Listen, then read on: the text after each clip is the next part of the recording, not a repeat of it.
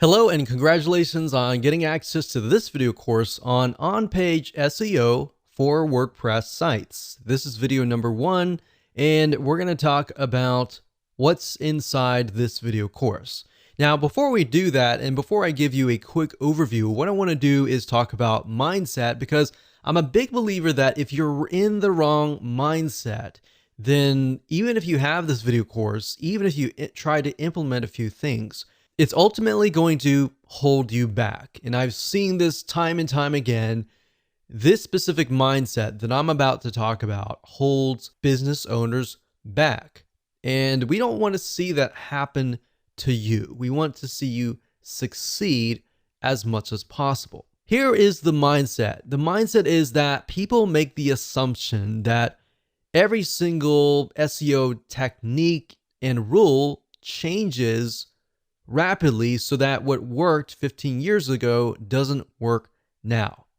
Now, I will say a large majority, yes, it's true that search engine optimization does change rapidly every single month. Now, at the same time, and yes, that is true to a certain extent, but there are basic fundamentals that Google and other search engines look for that still hold true today, that still work today. So let me repeat that. Not everything has changed. It might have changed slightly. But if you get into that mindset of, oh, everything changes, everything that used to work 10 years ago doesn't work now, then you're putting yourself in a dangerous position simply because you will forget the basics. Now, there are a lot of basic fundamental SEO rules, but we're really going to focus on 5 factors, and I'll talk more about that later down the road. So we're going to be focusing on these factors that haven't changed, or if they have changed, they've only changed very, very slightly in the last decade. So make sure that you're not in this mindset, otherwise it will prevent you from actually moving forward. So here's a quick overview of what's inside this video course. Of course, this is video number 1, which is the introduction. Video number 2 is going to be the main focus. So we're going to make sure that you have a clear view of what we're going to talk about. Video number 3, we're going to talk about 5 important factors that you definitely should implement in your WordPress site. Video number 4, we're going to talk about the URL structure, such as what should your domain look like, what should the URL look like, and all of that. Video number 5, we're going to talk about body text structure. Video number 6, we're going to talk about image optimization and basically how to make your images more search engine friendly. Video number 7, we're going to talk about title optimization and how long your titles should be. Video number 8, we'll talk about metadata optimization and how that can affect what text and what information will show up on these search engines. And of course, last but not least, this is sort of a bonus, but in video number 9, I'm going to talk about the top 2 WordPress plugins that we highly recommend that you install. So once you understand these 5 important factors and you've actually implemented them yourself, then you can actually automate things, but automating things doesn't really help you in the long run. It's sort of like a shortcut. Without understanding the basics and the fundamentals, you're actually hurting yourself. You're not really going to know why you're ranking. All right. So here's what you're going to need. You're going to need to have a WordPress site. If you don't have a WordPress site, these fundamentals still hold true as well. But most of what I'm going to be showing you is how to implement these 5 factors into your WordPress site. You're also going to need to have a general idea of what the general keyword is that you want to rank on. And then, of course, you want to have a list of specific keywords related to that general keyword. And the reason why you need to have these in hand is because you're going to use these in your body text, your title text, your metadata text, and even your image alt tag text. So you're also going to need access to content, written text, and/or images to create your post. Now, if you don't have all this information right now, that's fine. But you're definitely going to need it eventually. So with that said, let's move on to video number 2. Hello and welcome back. This is video number 2, and in this video we're going to talk about the main focus so that you have a better, clear view of what we're going to talk about in this video course. You see, because on-page SEO is such a broad term that literally covers a lot of areas of your website, both the front end, such as the text, the content, and all of that, and the back end, like sitemaps, the XML sitemap, and all of that. Really, the main focus of this course is to help you make your front end of your WordPress site more SEO friendly.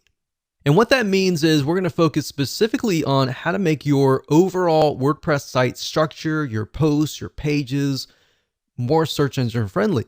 So the goal is that when Google and other search engine robots come to your site, they will know what your site is all about. Now, by robot, what I mean by that is that Google usually will send out computers, which are called bots, and they'll come and scan your website and try to figure out what your site is all about.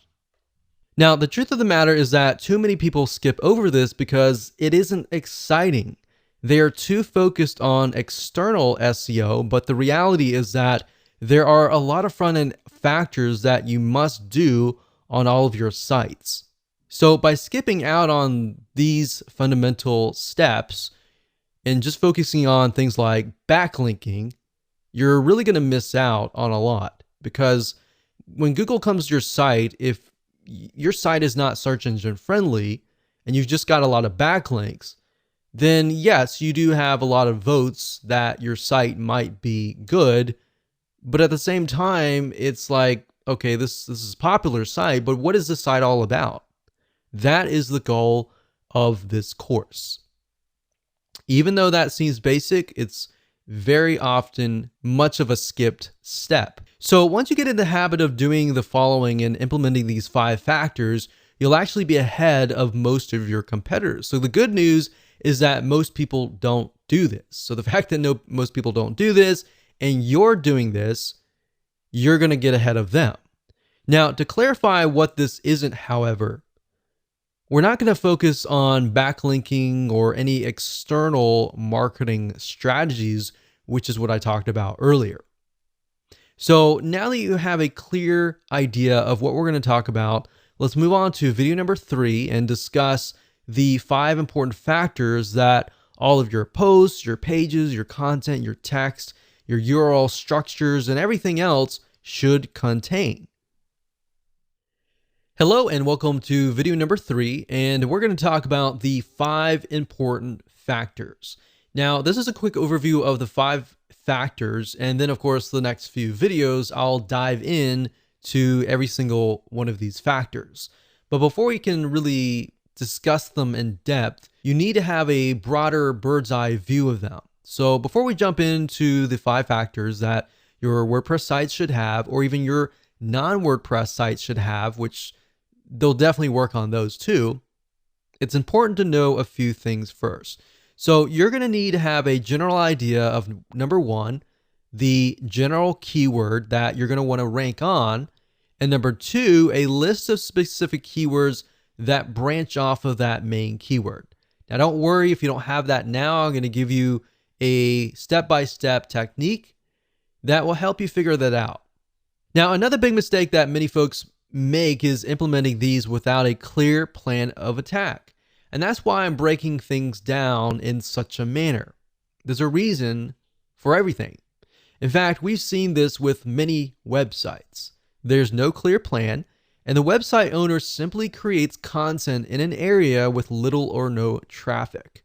And then they're not ranking on any specific keyword. They might even be ranking on keywords that have really nothing to do with their website. And this is a lot of time wasted, right?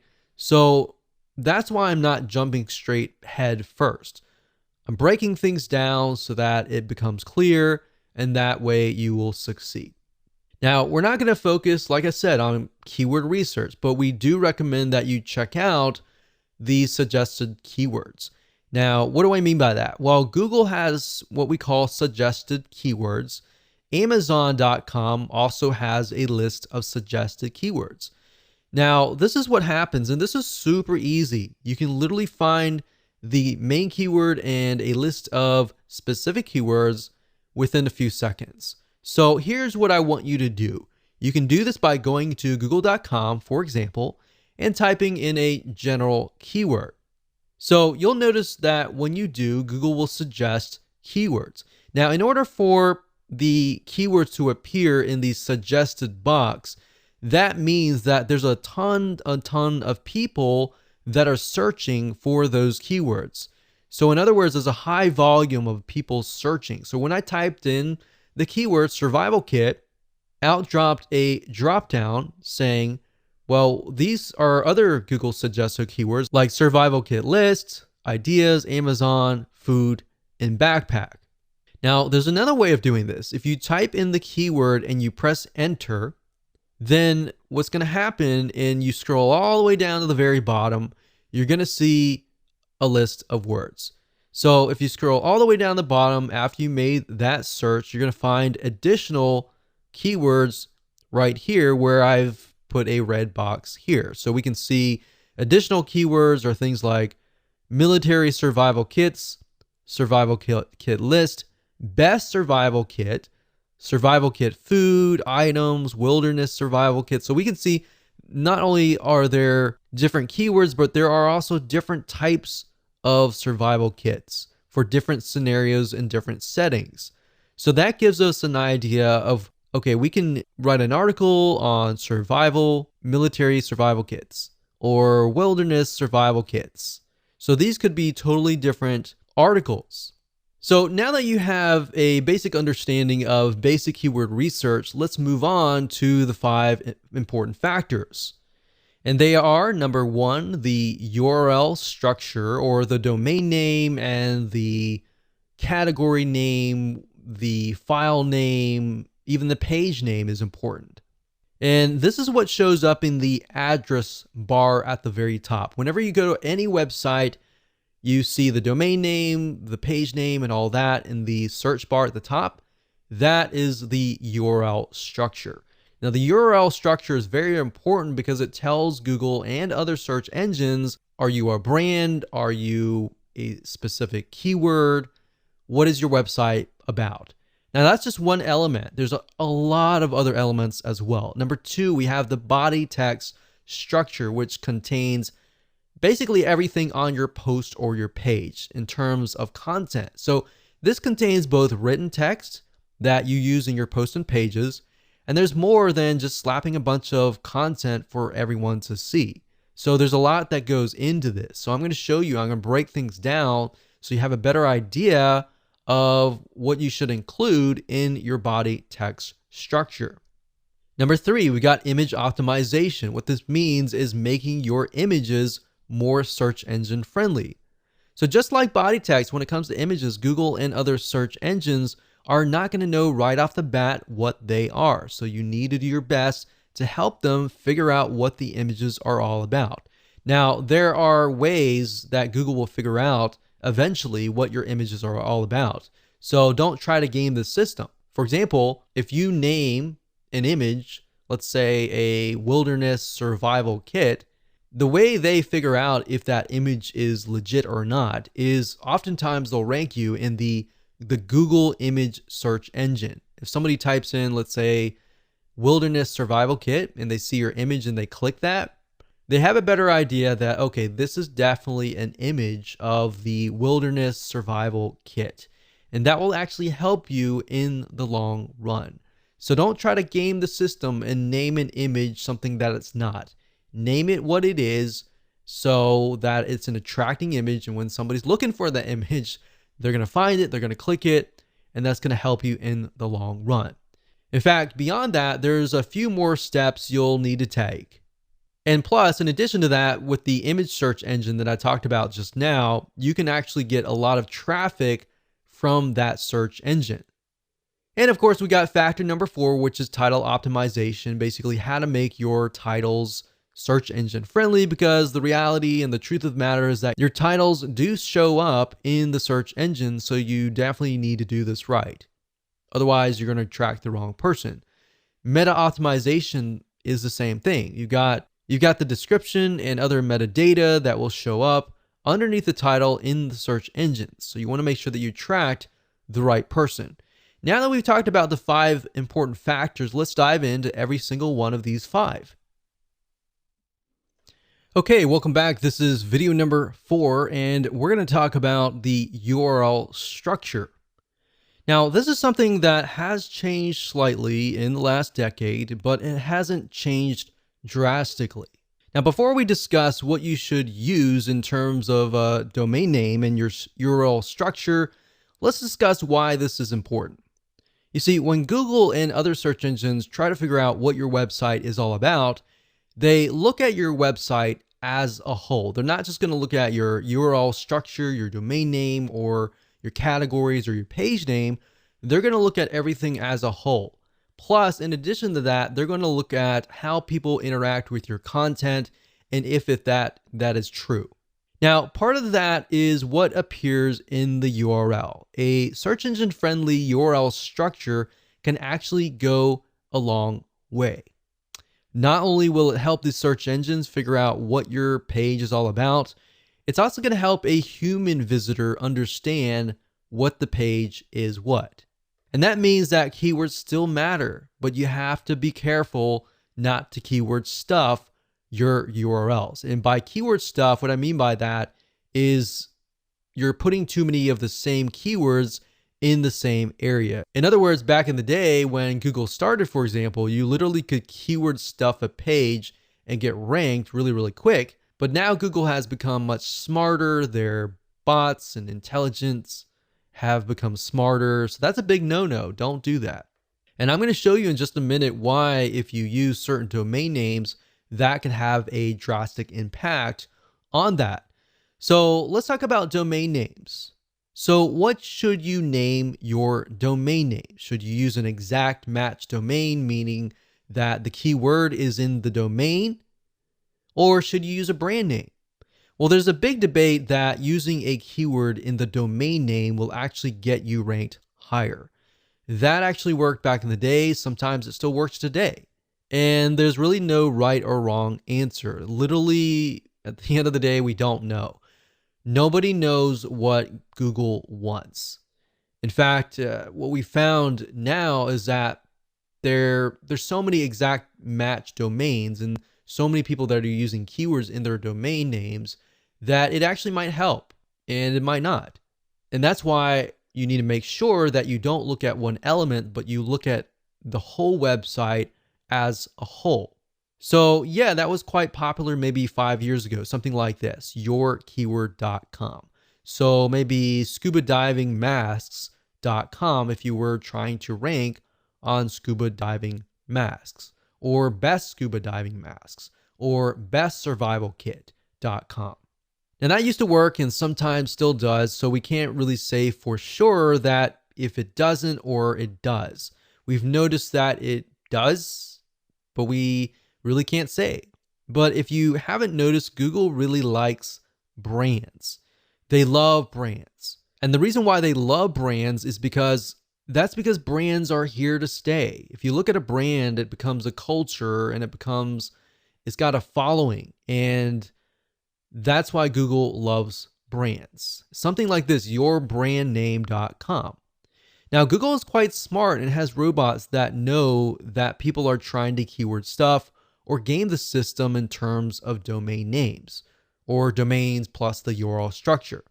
Now, we've had success with brand names, so we lean towards that as the long-term view. But then again, exact match keyword domain names work well for some other people as well. So we can't say for sure that if it's not going to work. So at the end of the day, it's really up to you. But what I'm going to show you in just a minute will reveal to you why using a brand name will actually help you, especially in preventing you from creating duplicate or keyword stuffing in the URL structure. So the URL structure looks like this: www.yourdomain.com/category/your-page-name. And that could be anything depending on how you go about naming that.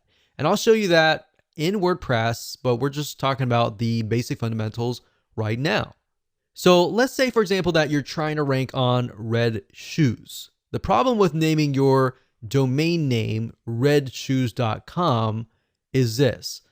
Let's say, for example, that you have a category that is red shoes, blue shoes, yellow shoes, brown shoes. But that one category that's red shoes, and you have a product called Big Red Shoes, it ends up looking like this: www.red-shoes.com/red-shoes/big-red-shoes. So you see what I mean here? You've got red shoes, and red shoes 3 times in a row. That's not a good sign, because what that is keyword stuffing. Now, this isn't good because it looks like you're trying to game the system when in reality you might not be. But let's say, for example, that your brand name is Super Fast Feet. And as silly as that sounds, that's something that just came to my mind, and it'll make more sense. And the product name is Big Shoes. Now, I know that's not great, but hold on. It would look something like this: www.superfastfeet.com/red-shoes/big-shoes. So Big Shoes is a type of red shoes, but it belongs to the brand name Super Fast Feet, or the e-commerce store, or the digital store, or the local store. So by doing that, now you see red shoes only shows up once. Now, by using a brand name, you have the potential of selling other things. If you just do redshoes.com, you're stuck with only red shoes, right? But with Super Fast Feet, you could cover shoes, you could cover slippers, you could cover socks, you could cover a variety of different things. You could even cover lifestyle of running, exercise, and all of that. So brands, not only does it help you with your URL structure, but it also helps you diversify and expand what your website could potentially be about. Now, in this case, the word shoes shows up twice, but that's okay. Do you see what I mean here, and why brands actually help you avoid keyword stuffing? Now, another tip is to make sure that your URL is no longer than 90 characters long. Okay, so first things first, go ahead and log into your WordPress site, as you can see here. And then what you want to do is access the permalinks to make sure that your URL structure is search engine friendly. So what you need to do is, to the left-hand side, go to Settings, Permalinks, and then we'll get to here. Now, at this point, you're going to want to choose post name. Click post name, click save down here, and that's it. So what this is going to do is, every time you create a post in a page, it's going to title the actual post and page and put it in the URL. You see, if you choose a numeric, or if you choose anything like this, then when Google comes to your page, they're not necessarily going to know. They're going to look for the body text, but the URL structure is by no means search engine friendly. So as you can see here, the plain version is just $P=123. As a human being as well, you don't really know what that is, right? So choose post name, click save, and that is the reason. Now, if you go on to a post or a page, so if you go to posts and choose a post or a page, this is what it's going to look like. So when you create a post and page, like for example, right here, this article here that says 10 different places to find credible freelancers online. If you have it here, you want to make sure that that is in your permalink. Permalinked is the URL structure. So we click on edit here. We can see that it says 10 different places to find credible freelancers online. So what you want to do is, obviously we can't change the domain name, but we're going to put the title in here, and you want to put dashes in between the words. And when you're done, click on OK, click update, and that's it. So that's as easy as it gets in terms of editing the URL structure. Now, of course, you can add them into categories. So if you have a category, let's say in this case, we have freelancers, the category could be freelancing sites. And then you could have maybe 10 different posts on freelancing sites, so that as a human being, you know that we're looking at this and it's under the category of freelancing. And you can create categories by going under categories and click on add new category and creating that there. And then make sure that post or page is checked for that category, click update, and you're good to go. And that's it. Hello and welcome back. This is video number 5. And in this video, we're going to talk about the body text structure. Basically, what should you put in your content? And as you're writing your posts and your pages, how should you optimize it? So what you write on your blog post and page should be first and foremost, definitely human friendly. And then of course, secondly, search engine friendly. See, a lot of people make the mistakes of trying to game the system, trying to make it so search engine friendly that they totally forget about who they are writing to. Now, Google at the end of the day really cares about bounce rate, and bounce rate, which we'll talk about later down the road, is basically if somebody stays on your page for a long period of time. If they just come to your page and they leave immediately and Google sees that, that's not a good sign. In fact, if they go to Google and they type in, let's say, for example, survival kit, and they go to your page and they don't like what they see, and then of course they go back to Google, Google knows that they just left your page, and that's not a good sign. And that will actually hurt your ranking. So if you merely write for the search engines, you're going to have to deal with the bounce rate, a high bounce rate, a low stick rate. Stick rate meaning how long do they stay or how long do they stick around? And that will have a negative impact on you.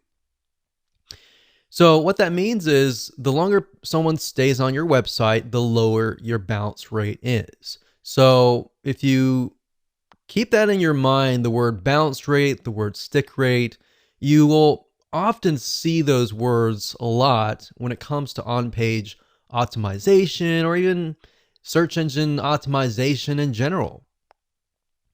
So to Google, websites with a lower bounce rate must be good. The fact that people are staying on your page for a longer period of time tells them, okay, this website must be what people are searching for, right? And this is important to Google and other search engines, as it also indirectly tells them that your site must have good content. And then they're going to rank you higher. So that's just one of the many, many different factors that you're going to deal with. And that said, let's discuss some elements that you need to have in your body text. You definitely want to stick to one main keyword. And you want to have that main keyword definitely in the title of your page and throughout your page. So that keyword should be the same one in the URL structure for that post or your page. Now I'm going to show you in a minute. If we hop on over to WordPress, you can name it the title, and if everything is set up correctly, the permalink or the URL structure should have that keyword, and that keyword should be spread about. Now, you definitely don't want to make it appear too many times, otherwise that will be seen as keyword stuffing. So it should appear, like I said, in the page in headings 1 and 2, which will be in the body text. And I'll give you an example later down the road when we show it to you live in action. And it should be somewhere in the first paragraph as well. It should be bold or italicized. Now, don't overdo it. There are actually ways to get around doing this and make it look natural. You got to remember, you're writing first and foremost for the human being first. So when you put it in your text, you got to make sure that it is going to make sense to the human being. And you want to try to use variations of your keywords as well. So let's say, for example, let's use the example that we talked about earlier in the URL structure video, which was red shoes. So you want to try to use variations of the keyword or even synonyms. So Google at least is smart enough. They have this huge database of words that are related. So as far as the body text and the other factors, what I'm going to do is stick with the exact same post, that we looked at in the previous video with the URL structure.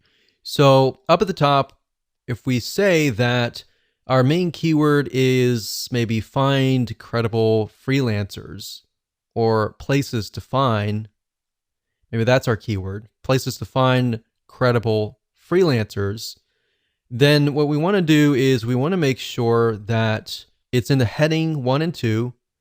So we could take that and we could put it here and we could highlight that. And then under this drop box here, we want to do heading 1. So that would be the heading. And then you want to make sure that it's heading 2, but we can do that later. So you want to make sure that it is in the first paragraph. So it says, are you looking to outsource some of your work so that you can focus on your business better? Finding the right person can be difficult, but there are places online where you can search for credible freelancers.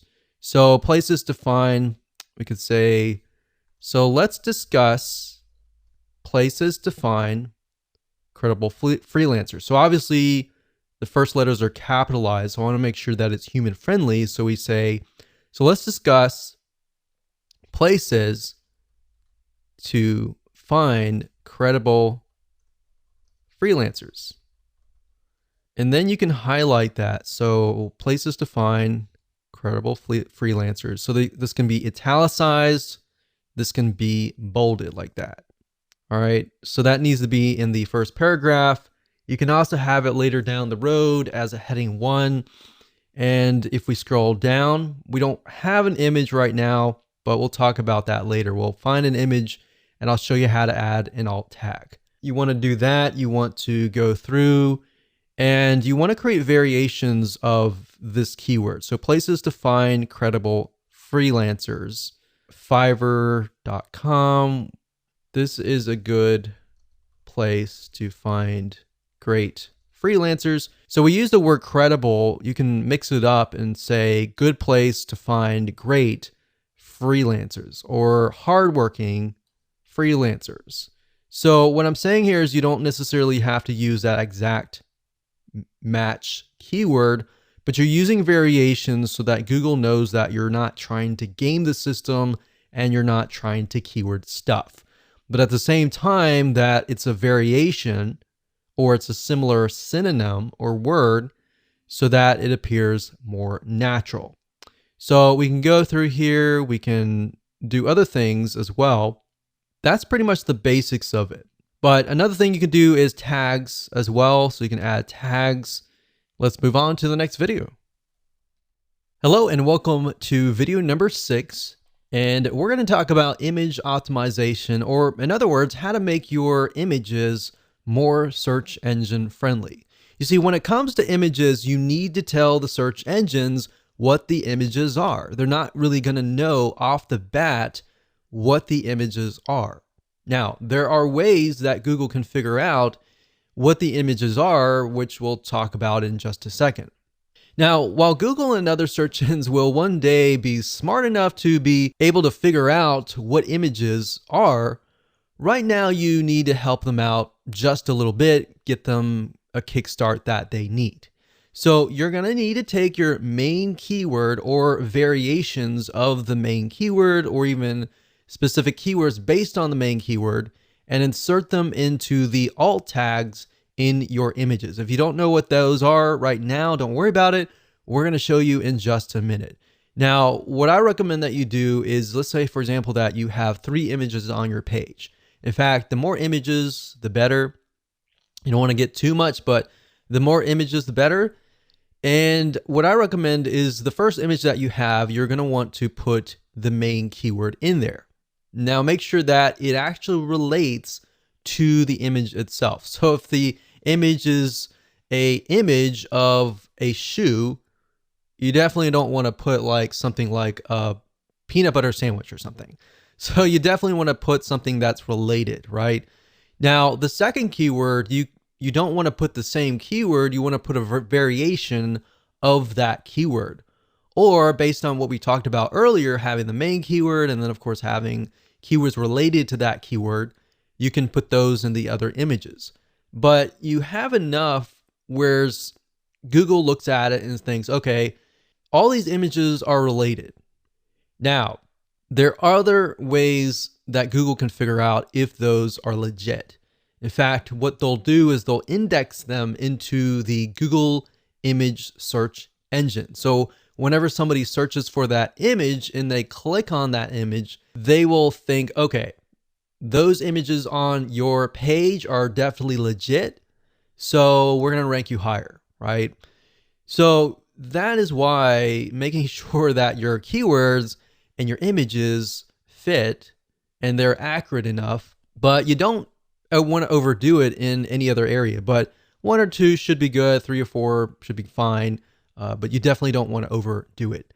Now, like I said, more images with variations of the keyword are even better. So if we are focusing specifically on red shoes as the post, maybe a specific brand name of shoes, you might want to put the brand name. You might want to put like the brand name plus red shoes.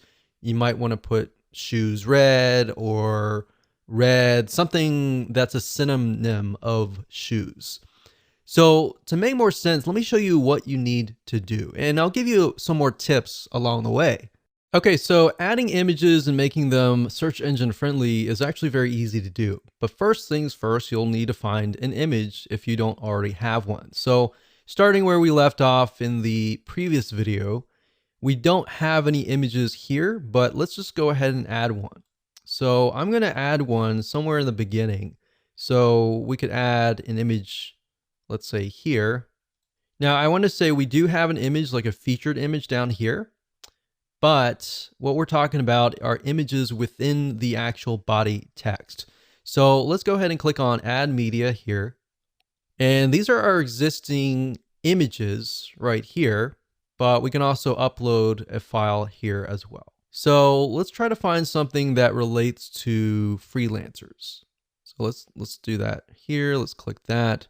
So right here it says title, caption, alt text, and description. Now, by default, as you can see here, with an image, it shows something like code. It doesn't look natural. It doesn't tell a human being what it is, and it doesn't tell Google what it is. Now, beyond just some basic optimization, you have to realize that if somebody is disabled and somebody is listening to some sort of software that speaks out loud what the images are on the page, then this is actually going to help you reach those people. So keep that in mind as well. And by making it friendly to all sorts of people, you'll get an extra vote with Google in that sense as well. So let's say, for example, that this is something to do with places to find credible freelancers. So all you need to do is simply put that in the alt text. Now, for the title, you want to do something similar. You can do top 10 places to find credible freelancers. Now, bear in mind that these images might show up in the Google image search engine. And if they do, this information will show up. So if somebody is utilizing the image search engine, which a lot of people do, then they're going to see that. And if your competitors are merely just uploading the images and they're not optimizing it for the alt tags and the titles and the descriptions and all that, you're going to be one step ahead. All right. So caption can be, this image shows a screenshot of the top 10. So we could do a variation of 10. So 10 as in TEN places to find great freelancers. So you want to mix and match and keep it different so that it doesn't look like you're keyword stuffing. And then of course you can put the description here. So when you're ready, click on Insert into Post, and there we go. Now you can always edit that later. If you click on the image here and click on Edit, you can always edit the alternative text. So the alt text, you definitely want that keyword in there. You could put the keyword in here in the captions as well if you want to. So we're going to click on X because I didn't do any updates. And of course you can add other images as well throughout the page, but make sure first and foremost it is human friendly. And then based on that, you can create variations of the keyword. And of course, when you're ready, go ahead and click update. Hello and welcome to video number 7. Let's jump right in. So we're going to talk about title optimization. So this is extremely important because it's often the first thing that people will see as they are searching the internet. So if you imagine you go to google.com and you type in a keyword, whatever that is, and you're going to see the titles and then you're going to see the descriptions of each and every single website, or with YouTube, you're going to see the titles, the descriptions, and of course the image. So based on the media in general, they're all going to have titles. So having the right titles is important. So like I said, this is really extremely important because that's the first thing that they're going to see. And you're going to want to make sure that you're ranking on the keyword that is in the title. And then of course, when they get to the page, you want to make sure that the content fits the title. So you want to be congruent all the way. The more that you're congruent, they're going to get what they typed in. They're going to trust you, and then they're likely to take action if that is the case. So this needs to be set for all of your posts or your pages. And you really need to think clearly and carefully about this, because we have seen in a lot of cases where people just name it, whatever comes to their mind. And what ends up happening is you work so hard to create the content and you attract the wrong person and they come to your post or page and you wonder why nobody is taking action, right? So this is the exact same keyword.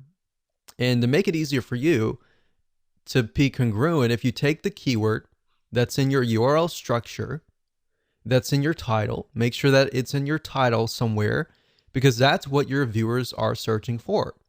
Now, sometimes people will put the keyword straight up in the beginning and they'll put the keyword dash whatever. But what I recommend that you do is put the keyword in the title, but you want to make sure that it sounds right. It's got to be human friendly first, and then of course secondary search engine friendly second. Because at the end of the day, and the way Google is moving towards long-term wise is towards engagement, more social engagement, people engagement. That is what is important to them. Because at the end of the day, if you think about it, their goal is for people to search, find what they want. So they want to make sure that they connect you to the right person. And all they really care about is they don't really care about you. They care more about the customer, who is the person who is searching, right? So as long as you're on the top 10 of the Google search engine for that keyword, and that keyword is appearing in the title, it's highly likely that the prospect will click through your website. Now, as basic as this sounds, I want to make sure that you understand that it's important. Most of your competitors are not really going to do this. And if they are, they're going to miss something along the way, right? What we've seen over the years is sometimes they'll have the title right, they'll have the URL structure right, but when people go to the content, it just doesn't make sense. So as long as you're congruent from the keyword to the title, to the poster page, to the content itself, to the call to action, to the product, everything is congruent from that point in the beginning to the end, you're most likely gonna gain the trust of the prospect, and you're most likely gonna get the conversion. That's the most important thing. So as long as your poster pages are related, you're most likely gonna see a higher conversion rate across the board, like I said earlier. Now, as a rule of thumb, your title should be no more than 75 characters long. You don't want it to be too long, because psychologically that will actually overwhelm whoever is typing things in. And most people are just scanning, they're not reading. They're looking for what they're looking for really quick. So if you have something short, straight to the point, you're most likely going to win as long as it's optimized and it's correct to that keyword. So now that we've talked about the fundamentals, let me go ahead and show you what you need to do to set this up properly. So we already briefly talked about the title, but this is your title, right? So a lot of times, let's say, for example, that the keyword is places to find credible freelancers. Sometimes you'll find people do something like this, places to find credible freelancers. And then of course, they'll put the keyword first and then they'll put a sentence. You can do that if you want to. There's no proof that it doesn't work, it works or anything like that. But you definitely want to make sure that it is human friendly first and foremost. So in this case, ours is 10 different places to find credible freelancers online. Or we could do something like top 10 places to find credible freelancers. Now, whatever you do, if you change the title here, make sure that it's changed right here as well. So if we do that and we go back over here, we just copy that in, but we need to make sure that there are dashes in between the words. So what I'm doing right now is I'm simply adding dashes in between the words. So there we go. We click OK, and that's it. So the title is crucial.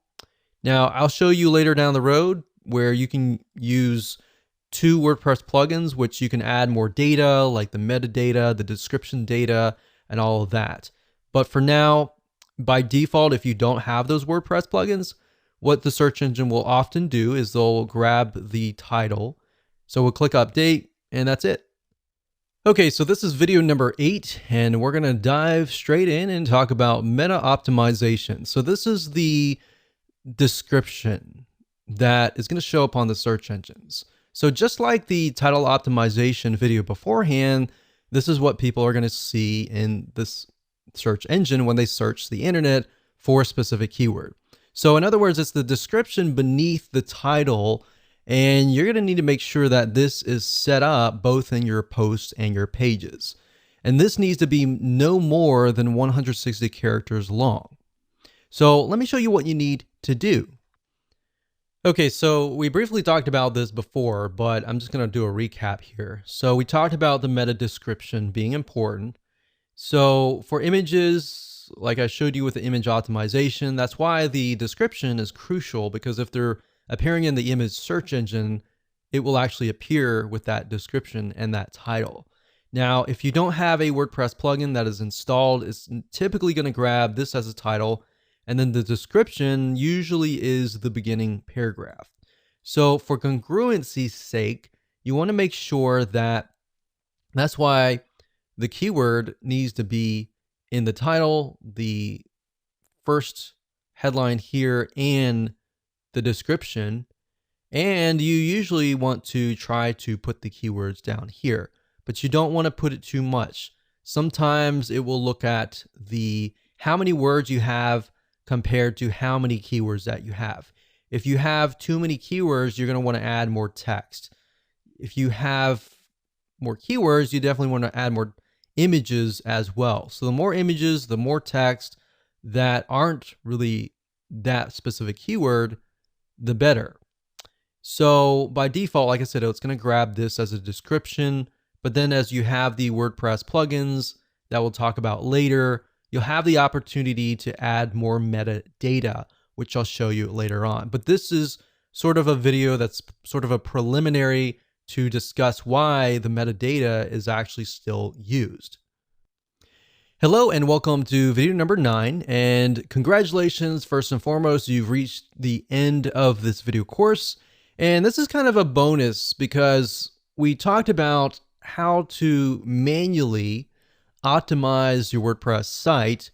Now we're going to talk about how to automate the process. Now, the reason why I didn't jump straight into this was simply because you need to understand why things are important, what elements you need to have on your pages to make it important, because yeah, you can use this system to automate it, but the 2 plugins that I'm going to talk about, some of them will actually automate certain processes like the URL structure, but at the same time, knowing how things work and why certain things are important is more important at the end of the day, because you're going to understand how to implement these factors. So now let's talk about the 2 plugins. With these 2 WordPress plugins, you can literally boost your on-page optimization on just their free levels. So they both have a free version and they both have a paid version. Now, two of these are very common. The first one, you'll most likely maybe already be using it. The second one is not so popular, but they actually work hand in hand. So let me go ahead and show you these plugins and why they are both important. So the two plugins are first Yoast SEO, that's YOAST.com. And if you go here, you can get a better idea of what it's all about. But this is one of the most popular SEO plugins, and this will actually help you optimize your site automatically. So now that you understand the basics, the title, the description on all of that, a lot of times what Yoast will do is if you just create a title and you put that in the title of the WordPress post or page, you click update, it'll automatically fill in the permalink or the URL structure. So, and it'll fill out other data as well as you begin to create your post and your page. Now that's the free version. The paid version actually takes it one step further and does a lot more. Now I'm not going to cover all that in this particular video because you can go here, you can check it out for yourself. Now, if you want to figure out how to install it, it's very easy. All you have to do is go to your WordPress site here and go to add plugins under plugins, type in the word Yoast, and you'll see it right here. The second plugin is called SEO Squirrely, as you can see here. So you can do a Google on this, but if you type in SEO Squirrely, that's SEO Squirrly. And if you go here, then you can actually download the plugin, and there's a free version, which is, in my opinion, we've tested it out, and the free version is really, really good. And what SEO Squirrely focuses on is schema. And schema is necessary because that's the way of the future, and it tells search engines what your site is all about and more information than that. But the short answer is it just helps optimize your site in a much better way. And now when you go to SEO Squirrely, it'll say, you know, our plugin is better than Yoast. And then of course, Yoast, sometimes you might see an article out there. I haven't seen one, but I'm sure there's a comparison, and you'll see that they're going against each other.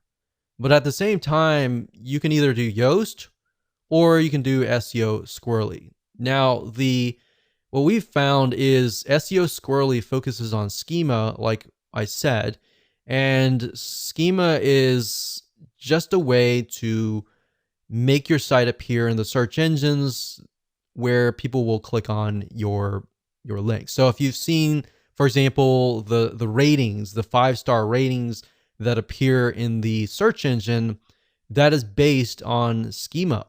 And there's a lot of other different little elements where if you've got on your page like images and videos and all that, SEO Squirrely will automatically optimize those media types on your page. And we found that we've actually tested this one and Yoast together, and they actually work hand in hand. Now, they can run into each other based on like the title and the meta description and all that, and they can conflict in that realm. But at the end of the day, you kind of need to just pick and choose which one you want to go with and just go with one. So Yoast, I can tell you, will pretty much do everything that we talked about. SEO Squirrely as well. They typically are focused on different areas. So my take on that is just install them both and just see what happens and use them both and go from there.